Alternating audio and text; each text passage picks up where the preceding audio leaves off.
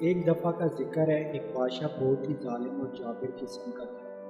وہ بہت ہی مغرور بادشاہ تھا، اسے اپنی طاقت پر بہت مان تھا۔ ایک دن جب وہ شکار پر گیا تو جنگل کے بیچوں بیچ گزرتے ہوئے جا رہا تھا کہ اسے زمین پر کچھ حرکت دکھائی دی۔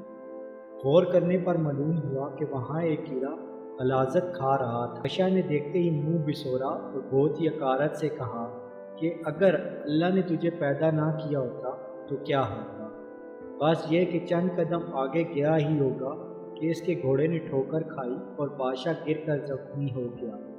محل واپس پہنچ کر مرہم پٹی تو کر دی گئی، لیکن آرام نہ آیا اور دیکھتے ہی دیکھتے چند دنوں میں وہ چھوٹا سا زخم پورے جسم پر پھیل گیا۔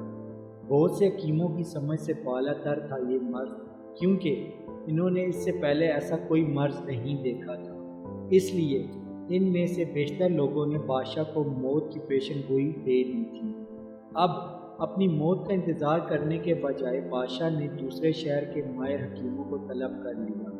اسی دوران ایک حکیم نے بادشاہ کا غور سے معائنہ کیا تو بتایا، بادشاہ سلامت، اصل میں آپ جس جگہ گرے تھے وہاں کوئی غلاظت پڑی تھی جس کے جراثیم زخم میں لگے ہیں۔ اس کا ایک ہی حل ہے کہ جنگل سے مخصوص قسم کا کیڑا ڈھونڈ کر اس زخم پر لگایا جائے۔ بادشاہ نے بغیر کسی انتظار کیے سپاہیوں کی زیر نگرانی حکیم کو جنگل میں روانہ کر دیا اور کیڑا ڈھونڈ لایا۔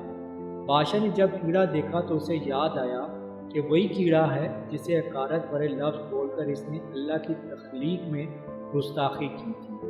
اس لیے اسے اپنی غلطی کا احساس ہوا، اس نے اللہ سے معافی مانگی اور سجدہ ریز ہو گیا اور چند دن بعد شفا یاب ہو گیا، جیسے کوئی مرض تھا ہی نہیں۔ تو دوستو، اس کہانی سے ہمیں یہ سبق ملتا ہے کہ اللہ نے اس دنیا میں بے شک کوئی بھی چیز بیکار بے مقصد پیدا نہیں کی۔